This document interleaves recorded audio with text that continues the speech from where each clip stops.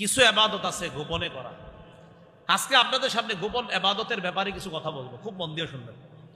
প্রকাশ্য ইবাদতগুলো তো আমরা করব, পাশাপাশি গোপন ইবাদতগুলো আমরা বাড়ানোর চেষ্টা করব ইনশাআল্লাহ।